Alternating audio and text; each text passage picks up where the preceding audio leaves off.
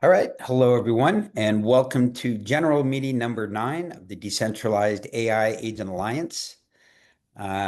Again, our mission is to foster the development and proliferation of decentralized AI agents through education, uh, activism, research, and events. And I think we can all be proud of how we're executing against that to date. Uh, I think we'll have a pretty short meeting today, or at least before we go into the open discussion. Um, First, we'll start with the new members and new member introductions and a general DAIAA update from the subgroups, and then move it to the open discussion.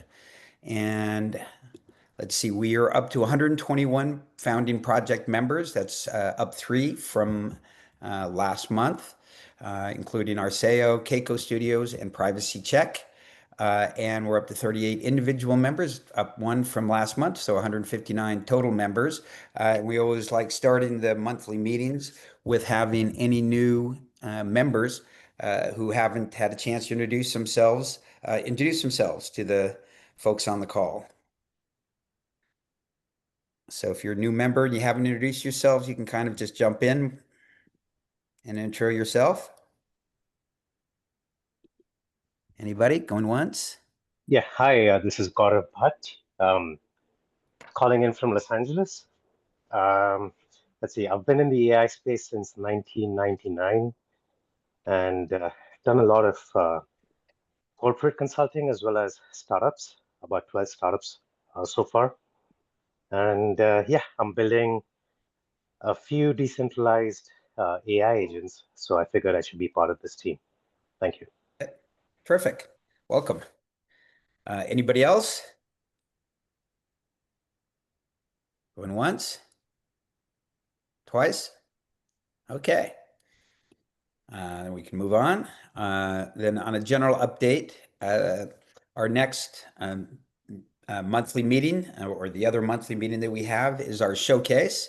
The next showcase is October 20th from 12 to 1. Everybody should have an invite to that. And the way it's structured, we can have up to 3 folks, members, or even non-members showcasing their agents. So far, I think we have one person, one of our members, who's raised their hand. Ty, you're ready to showcase in a couple weeks? Uh, I can. I think I suggested a privacy check and connected you with them for the Oh, okay. showcase. Okay. So we will put privacy check on. Misunderstood. See, glad I mentioned it. Glad you were here to correct it. So I will make that change for the 20th. And if anybody has an agent that they want to showcase or knows one that would be good showcase, let us know. And then the other updates, just got back, as I'd mentioned earlier, from Token 2049 in Singapore, which was packed. Yeah, I think they had over 1,000 side events. So we had a really nice Crypto Mondays in a historic church. Thank you to ICP for hosting us. And during the week, I caught up with my ex co-founder of Crypto Oracle, which was where Crypto Mondays originally started, James Haft. And he was one of the co-founders of DAIAS, the Decentralized AI Society. And the co-founder of that, Michael Casey, has left for whatever reasons. And so I was talking to James about the potential of the two organizations merging, since we really I think have very shared missions. So we'll see how that goes. But just thought I'd update folks. And then let's see if we have any subgroup updates. Eric, Deli. Nope.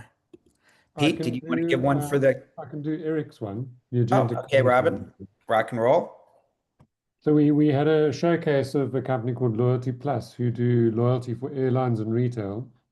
We just thought it'd be nice to have a consumer perspective as opposed to a technical, discussion. And they developed an AI agent. It wasn't decentralized, so there was quite a bit of discussion around that and how it could be. But they have a agent called Ben who advises people on a hunting gear website and like choice of guns, the legal side of things, putting a package together, sticking within your budget. And they did it with a WhatsApp, which was off-site. So the room found it quite interesting that they would use some, WhatsApp technology and it wasn't built into the site itself. And they said it's because, that's where most of the African people live is on their WhatsApps as opposed to on a website. So that was interesting. And then it was just like a fresh perspective from a front end view of what consumers, like they prefer to have iterations of evolvement rather than, dumping a brand new technology on them. And yeah, I think it just was a fresh perspective on the kind of almost like um, slow iterations of movement towards new technologies rather than the big bang approach. So yeah, it was interesting. There was quite a few debates from the decentralized versus centralized, and she wasn't technical, unfortunately, so they couldn't dig into that. But it was very interesting to hear a perspective from the front end. Interesting. Did she even, when you said it wasn't technical, what did they say what AI platform it was leveraging or platforms? Can you remember, Alan? I think it was, no, I can't remember. Um, it was, yeah, OpenAI. Is that correct, Alan? Is Alan on the call? Yeah, but I don't think I was on the agentic commerce one. Oh, you weren't on that one. Sorry. I have a feeling it was OpenAI. Yeah. Okay. Okay. I think So thanks for WhatsApp. Robin. I think WhatsApp has its own AI engine as well. So if they were leveraging WhatsApp, maybe they were using part of that too. Could be. Yeah. It would have been a little bit more interesting with some more technical explanations, but yeah, it was just a nice consumer perspective. And okay, well, thanks for that. Peter, you want to give us update on the conversational voice agent subgroup? Sure, I just put the link in the chat. The next event's going to be on Tuesday, the 21st at 1 p.m. I'm going to, the speaker's going to be this consultant I know in the New Jersey area, Rupak, who's built a series, Rupak Gupta, who's built a series of AI agents. And he demoed one to me recently and he recorded a call that cracked me up because the person immediately recognized it was an AI agent and was just kept saying, operator, right. But like then 20 seconds in, like the AI agent was really persistent and being like, let's see if I can help you first. Can you answer and like asked it some questions. And then finally the guy sort of warmed up to it, answered the questions, and was able to do these returns for like these medical supplies. So it was a really funny call, and I'm like, and it was completely real from something he put into production recently. And that is really funny. It was pretty hilarious. The guy just keeps going, representative, operator. Yeah, I can feel for him, right? I mean, Yeah, that's he's like, I don't what want to did. talk to you. Interesting, but he ended up being happy. That's But yeah, and it got through the questions, says, hey, can I look up, your product? And then it was interesting. It also didn't have the like he didn't have his order information. So it's like, okay, well, give me your phone number, give me this, like I'll text you this to verify it's you. So it went through like it went through a fairly complex, verification process and to verify that this is someone who, owned this product and was returning it. And so it was really interesting. as you're, over these months, as you're seeing these different demonstrations, are you are you able actually to see in real time kind of the technology improving? Um,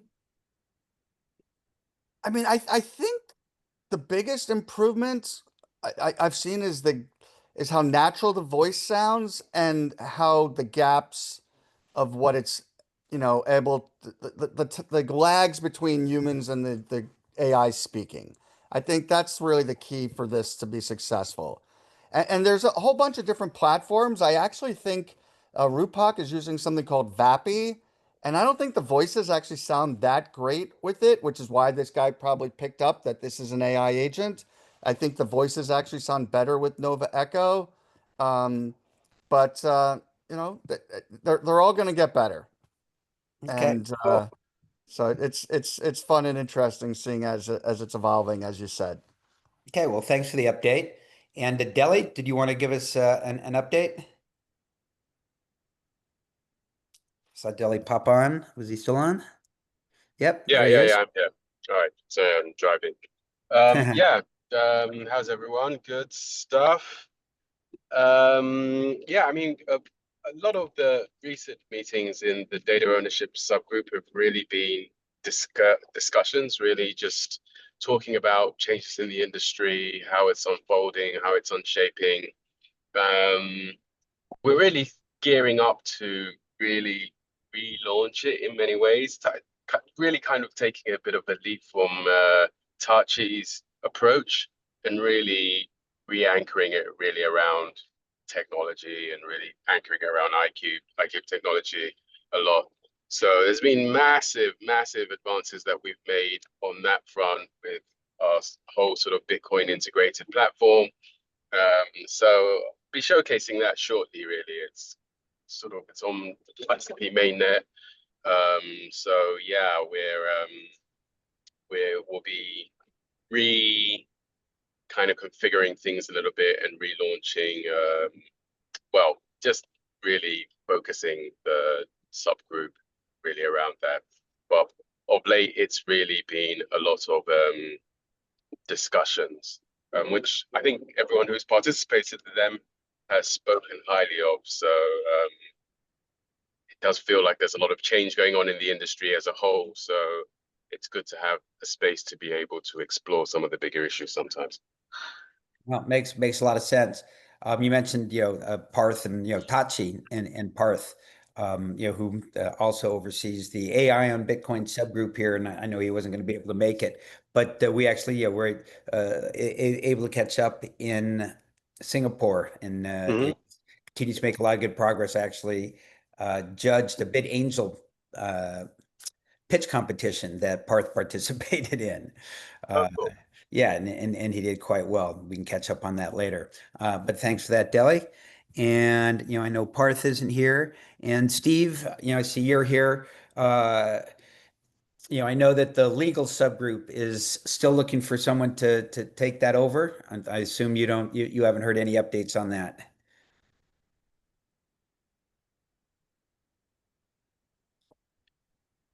Steve, if you're talking, you're on mute.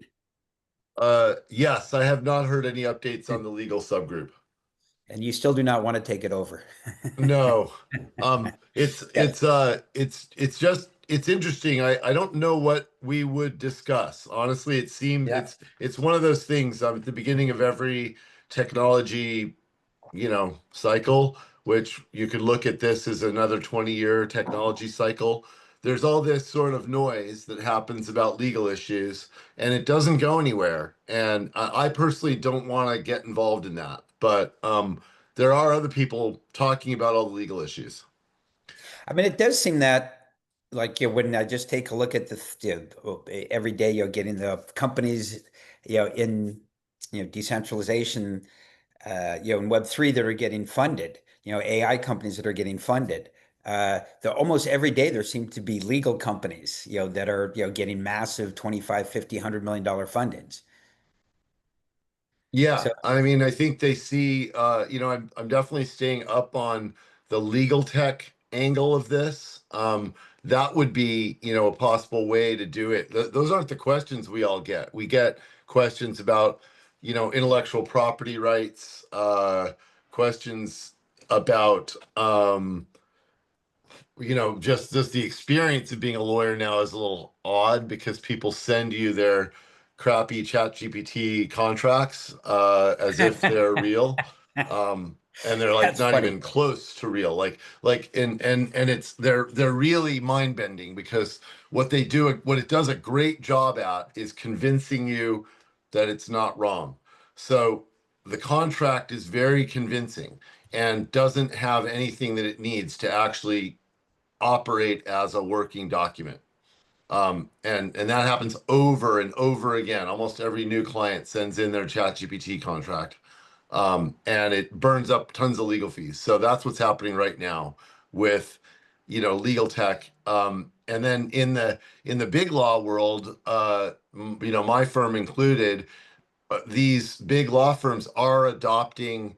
They're very proactive in terms of getting people to learn about AI and learn how to use AI in their practice. And many people are using it in their practice, myself included. It's an incredible tool for us as attorneys, but it's not a replacement to us. So Sure. Right. That goes along with the saying, right? You're not going to be replaced by AI. You're going to be replaced by somebody else using AI if you're not. yes, yeah, and a lot of people are using Copilot, and they're it's just early days. So Yep. it's a little all over the place. The companies are getting funded. I don't know. I just haven't. The VCs think that there's something there that really isn't, but that's what they think. So they're funding these companies. It's going to be a really, really good opportunity for consulting firms. You know what I mean? And for assisting technologies. It just reminds me a lot of Y2K. It's a big company opportunity, not a startup company opportunity, seems to me. But that's just my own editorial on it, and why I wouldn't want to take over the legal subgroup, because we aren't going to do much. We're going to talk about all the issues that are being talked about now, and those are not the key issues. The key issues are going to be talked about in 12 months from now. Interesting. Okay. Well, thank you very much for that. And yeah, I think that's, let's see, we're I'm 20 sorry to be like that, but that's just me. You asked me, so Yeah, no, definitely. No. That's nothing to be sorry of. Thanks a lot. Yeah, totally appreciated the opinion. Um, so yeah, that's the kind of, we are now done with the formal part of the meeting. Sorry, And Lou. I wanted to ask Steve just a yeah, quick question on that. What do you think the big issues are going to be in 12 months? What do you think the issues that we're going to be discussing in 12 months are going to be? I think many more lawyers, like right now, everyone's kind of experimenting, and some lawyers are using uh, AI for research. I use it for research. I find I forgot type things. Like refresh your recollection type stuff. What are the components of a Sherman Antitrust Act, claim, like stuff like that. And it works really well for that. What are all the cases on this particular issue? Works really well. And I think in a year, we will have many, many more attorneys using it, and many more attorneys sort of natively who never did anything else but use it. And then we're going to start to see more, and also the law of it, I think, will develop. The law of the internet, the internet didn't actually foment very much law. You have the DMCA, the Digital Millennium Copyright Act, which is how YouTube exists in the legal world. Prior to that, it was an illegal business. We're going to have stuff like that in a year. I'm not really sure what it all is. We'll probably have more cases where attorneys relied on AI and to their detriment. We'll probably have more cases like that where people suffered damages from over reliance on AI. So those are the kinds of things I think we'll see. We'll just know more, and that's when we'll start to see any particular area of law develop out of AI. You know, regulations, case law. It takes about a year before all the froth burns off, and then we'll start to see the real issues. But in the meantime, there's so much new law happening in crypto, that's just kind of flowing through, and people aren't even paying attention to it now. It's like boring, I guess. There's so much of it. That's what I'm paying attention to, because that's real signal. I mean, this is Congress people talking about what's really going to happen in crypto for the first time in 10 years. That the more interesting area than the frothy AI stuff at the moment. Excited stuff. You should head down to a Crypto Mondays, Washington, D.C. sometime. They get they get big crowds down there. Amit? Hey, I wanted a question for Steve on the legal front. So fascinating what you mentioned. Are you familiar with any of these tools? That there's AI companies that have tools that basically have AI scan hundreds of thousands of discovery documents and answer all your questions you want when you're doing discovery for a client.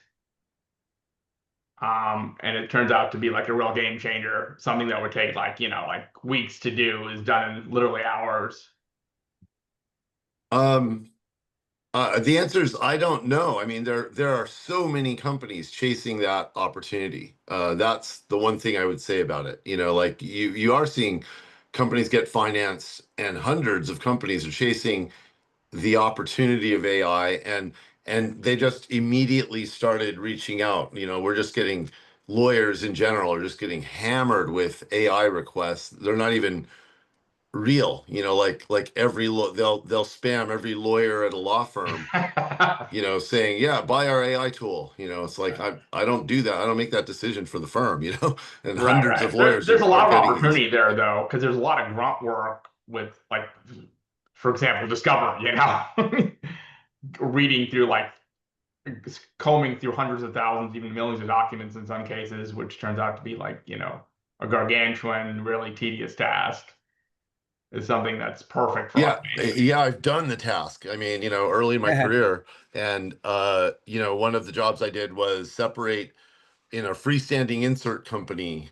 Freestanding inserts were important in the magazine business, which is gone now, but they were the hard cardboard that would hold open a page, and the ads on that page would be more expensive because the magazine would naturally open to that page. So I had to shut down a freestanding insert company, and in the lawsuit, I just had to separate documents before a date and after a date. And AI would be great for that, but there's so many e-discovery tools. So there were so many e-discovery tools even before AI, and now there's even more. So it's just a super confusing, overcrowded market.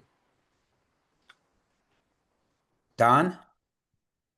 And it's just the last thing I would say about it for anyone interested in going into the legal market is that there are thousands of law firms. It's incredibly fragmented and incredibly hard to sell into that market.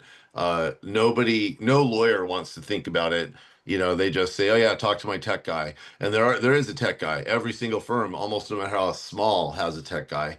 And those people are all really jaded and overwhelmed with the thousands of different kinds of packages out there. So it's just a complicated market to crack. Don? Yeah, to your point, Steve. There's a lot of firms, and very hard to get their attention and sell to them. Curious about your thoughts. I'm happy to introduce the founder of Legal Scout. He may be interested in taking over the legal group.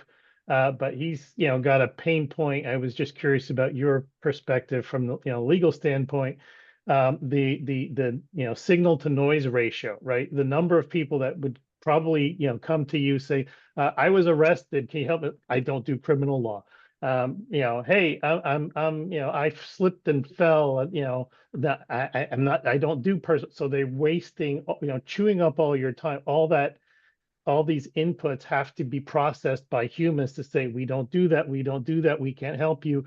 And then within those subgroups, I slipped and fell in front of this kid's lemonade stand. Well, okay, that kid is not going to be able to pay you anything, so why are we going to waste time? Versus slipped and fell at Walmart, maybe I'll talk to you.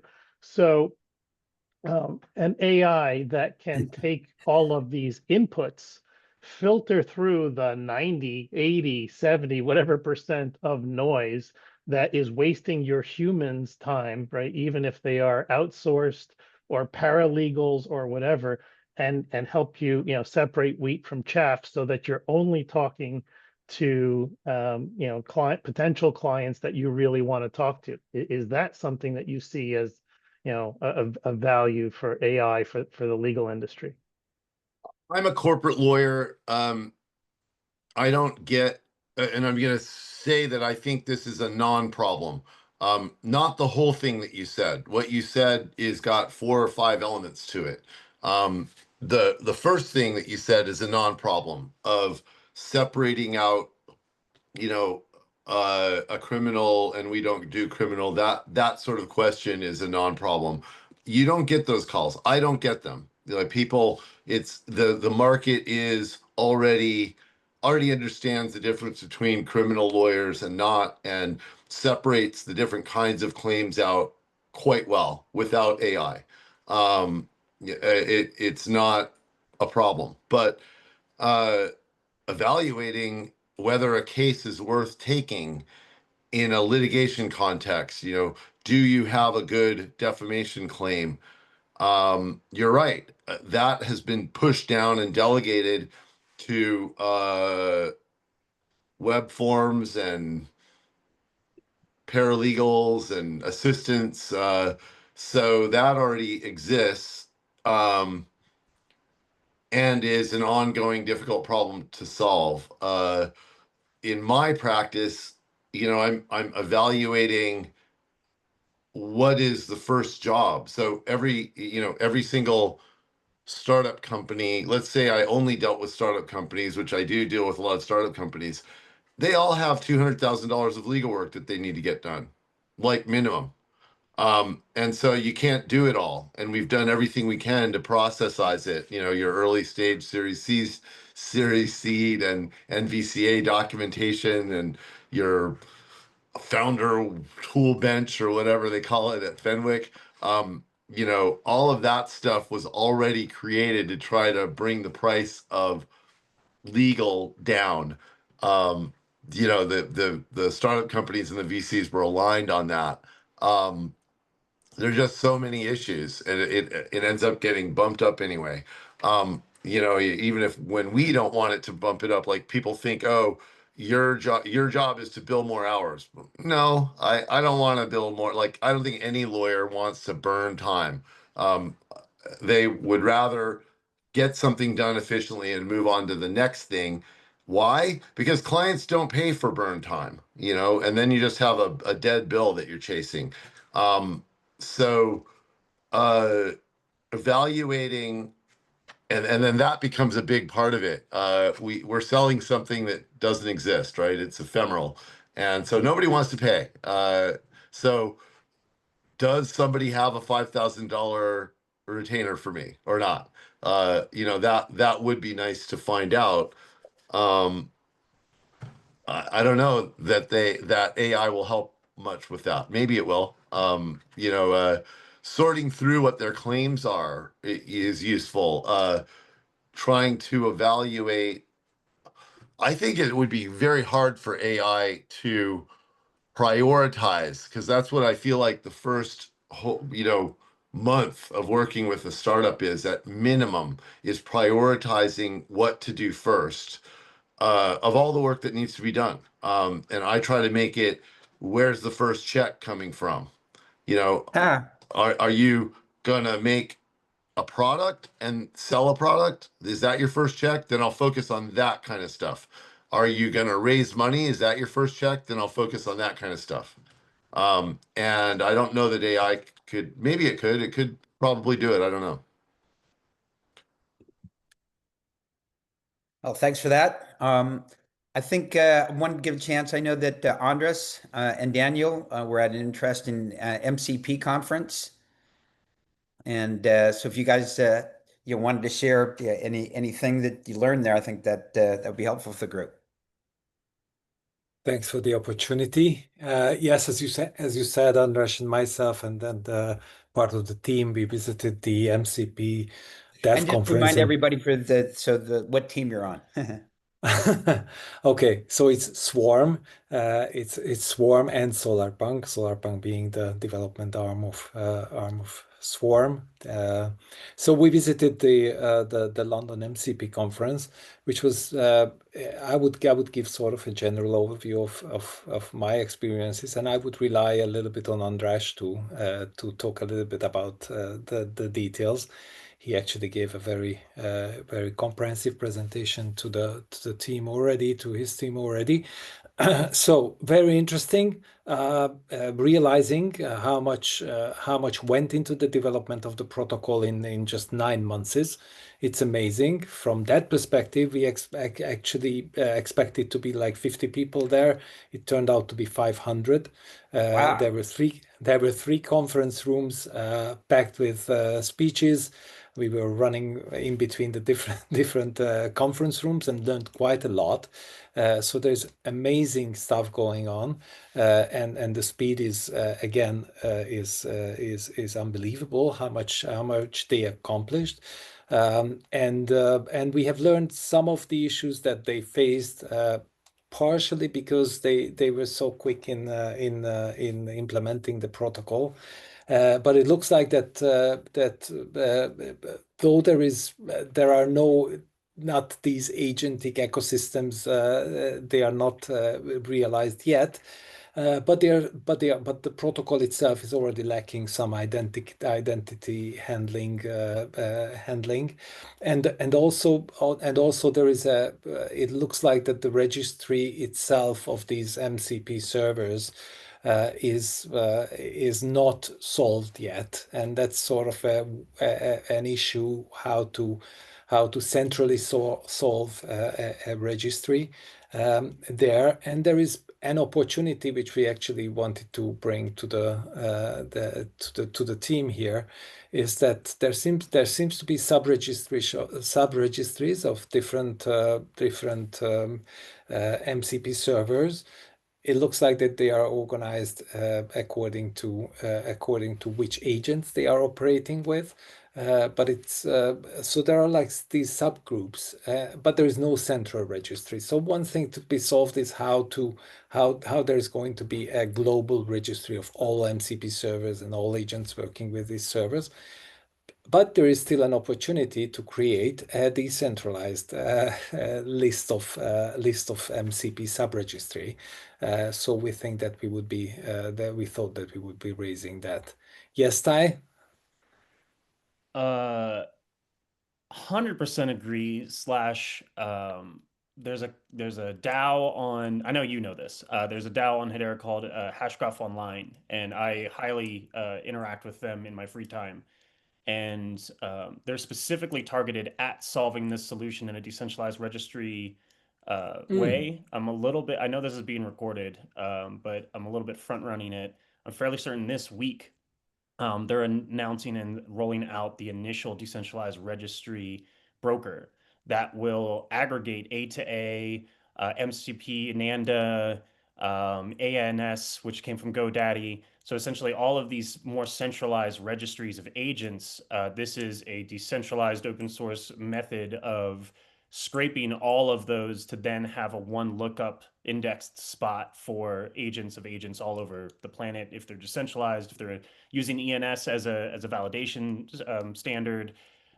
There's something called HCS 14 that Hashgraph Online made, which is an agentic identity standard that goes above DIDs. So if you use DIDs from W3C as a Web2 agent, that will work in the standard. Or if you use ENS or some other naming service on a smart contract on a Web3 protocol, that will also work. And so it's a maximum 3-stage lookup identity system of both accreditation, who's giving this, is it GoDaddy's ANS that's giving it accredited, and then what's its lookup key on that to understand its identity.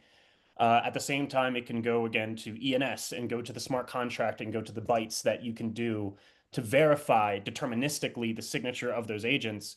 And then with those identifiers and that identity standard of HCS 14, the registry broker is meant to be the registry of registries and the aggregator of aggregators at the top level with this top level identifier to do exactly what you're saying, create this patchwork of understanding of both siloed and open sourced agents for discovery and understanding identity and sort of the new decentralized DNS of agentic computing.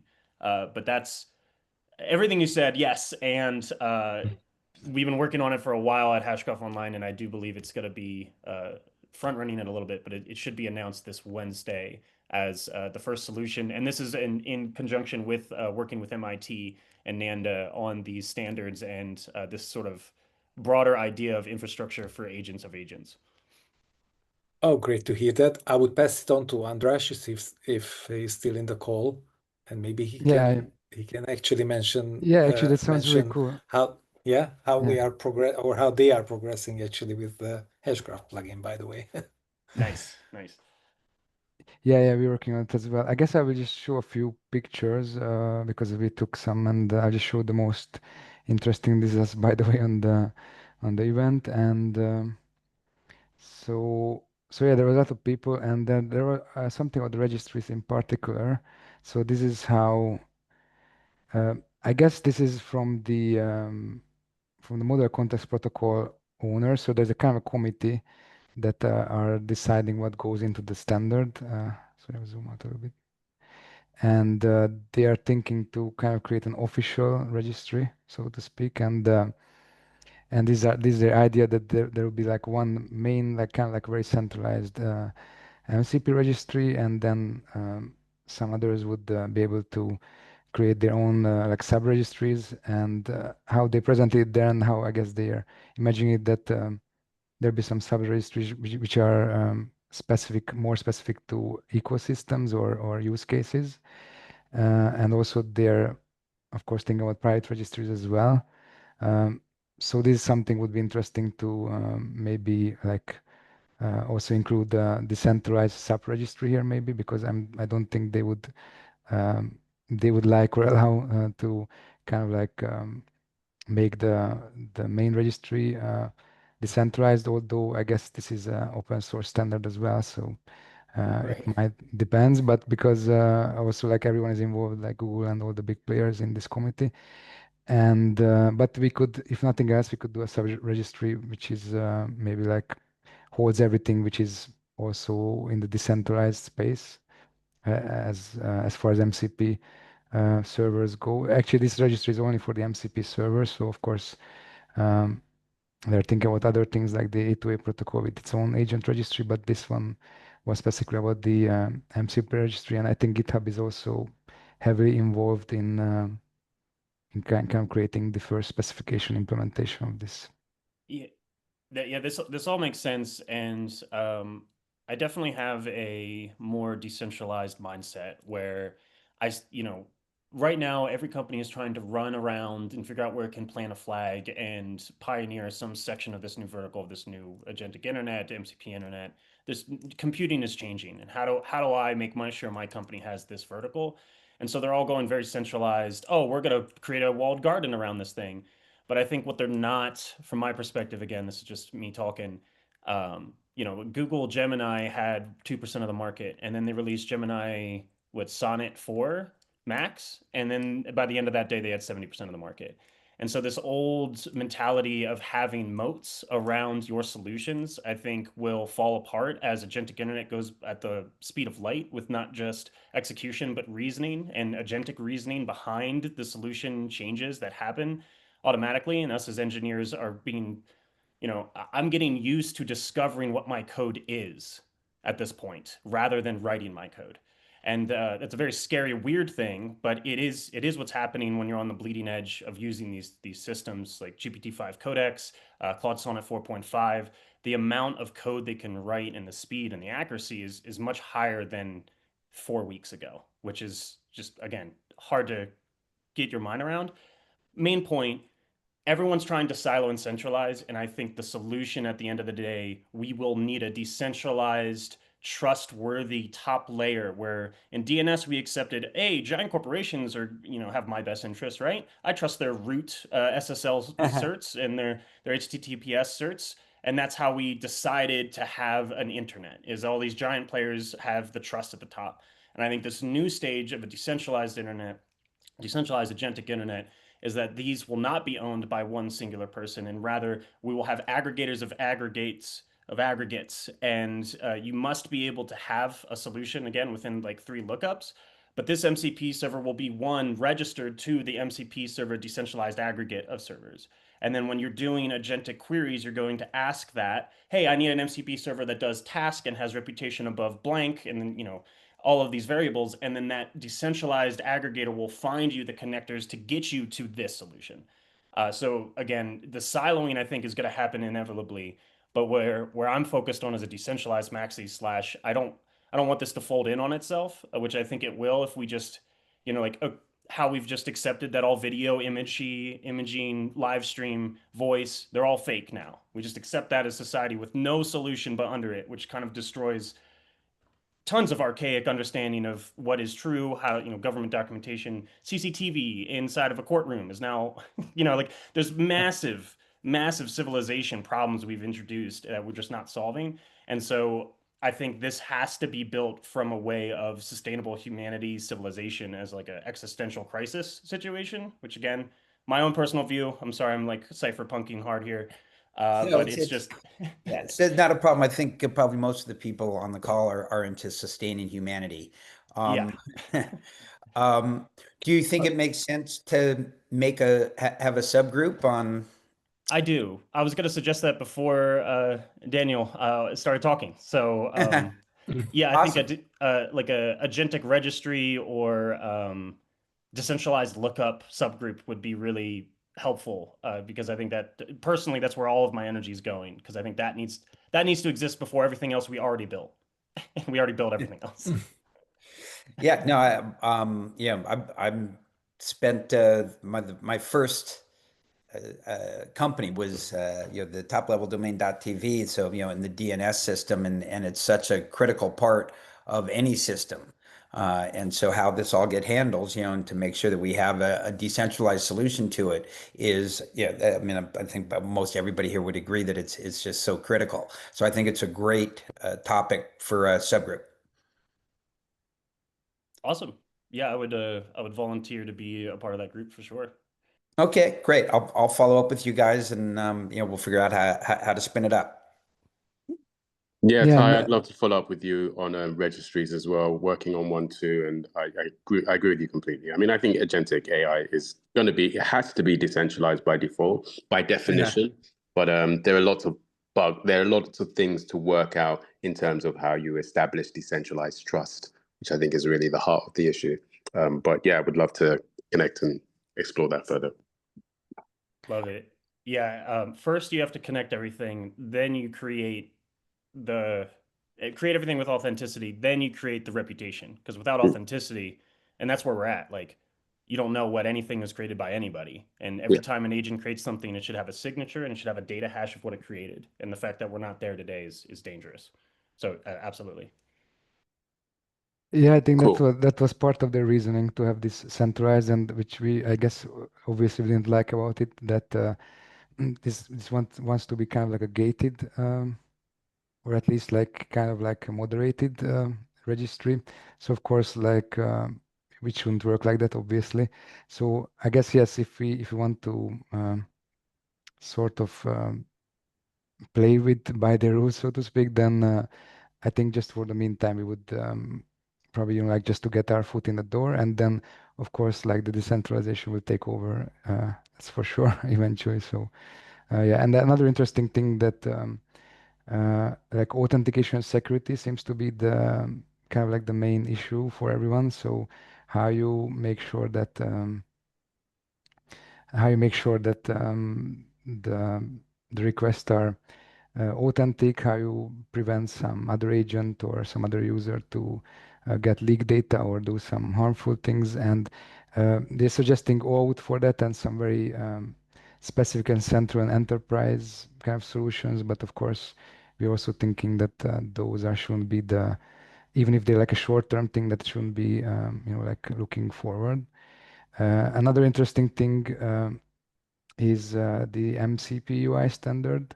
So, and that actually ties into the whole idea of having like not web browser based internet, but agentic kind of experiences, because the MCP UI is um, probably it will evolve a lot in the future, but for now the idea is to have like some UI components that can like display maps or e-commerce, like what shoes you want to buy, and you have a cart, and so like some UI components which are not really there in the current like chat-based systems.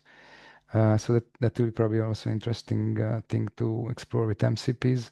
And here actually we can even see a world where these UI components are completely decentralized, because even now how they're thinking about the standard is everything is just based on iframes, and the iframes are just loaded from a certain URL. So if you think about it, then if you just replace that URL with some ENS or other decentralized mechanism and load it from, like, let's say from Swarm or any decentralized storage, then you can fully decentralize the UI itself. Also, you can verify the UI, so there is no hack or like tampering with the UI parts. So yeah, I think the fact that they are going to the direction that loading the UI components from one place, that really opens it up to be at least not in contradiction with decentralized ways. So these were the big like topics there. I would say these three: the security, like registry operations, and the kind of like the UI parts of things. Well, thank you very much for sharing that. Super interesting stuff. Does anybody else have anything they'd like to bring up, mention, talk about? Going once? Yeah, hi, Lou. So this is Gaurav here. So again, this is my first meeting. I just wanted to understand, could this be a framework to get feedback on products that we are working on as well? I'm sorry, I didn't understand the question. So could these meetings be a framework to get feedback on some of the decentralized agents or any questions that I have for a startup that I'm working with? Sure. Okay, cool. Did Steve, you you're have saying something. did you have a question, or you were just wondering if you could ask it? Yeah, there's a couple of the whole decentralized identity. I've been working on a solution like that as well. But yeah, I think it'll get into a deeper discussion. I just want to make sure I don't take all the airtime on that. Well, it's okay. And then I think if you don't have a question, I think we were gonna, and nobody else said anything, we were going to finish things up. So if you wanted, and obviously decentralized, identification is, a super important part of, what then decentralized AI agents are going to need. Right. Yeah, so the solution that we've been working on is leveraging the old P2P technology that was built in Napster and Kazaa and some of those platforms. So we're using that, and then each of these individual devices would be their authenticators. So that's how we're trying to solve that decentralized identity problem. Interesting. And so did you have a question, or you just wanted to share that? Yeah, I think on another call or something, I'd like to go over that architecture that we have. Sure. And if that's something, again, as hopefully in the onboarding you were made aware of, there's once a month we have members showcase their agents. And so if there's something that you wanted to showcase as well, that opportunity is there. Perfect. Thank you. Terrific. Okay. Once again, I'll ask, anybody else have anything they want to bring up? Going once? Twice? Okay, great. Thanks, everyone. It's good dialogue, and hope to see everyone at the showcase in a couple weeks. See you, everyone. Thank you. Thanks. Cheers. Thank you.